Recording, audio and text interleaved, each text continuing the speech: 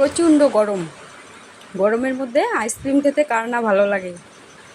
তো আইসক্রিমটা আমি আনিয়ে নিলাম। এই আইসক্রিমটা স্পেশাল আইসক্রিম। তো এটা কেকের মতো কেটে নিলাম, আর ভীষণ ঠান্ডা, খেতেও ভীষণ টেস্টি।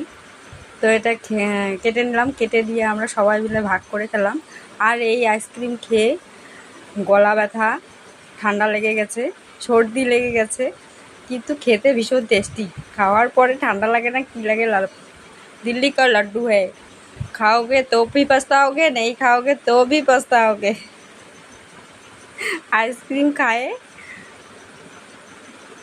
এখন পস্তাচ্ছি, পুরা ঠান্ডা লেগে গেছে। খাওয়ার সময় তো কোত করে খাইলাম।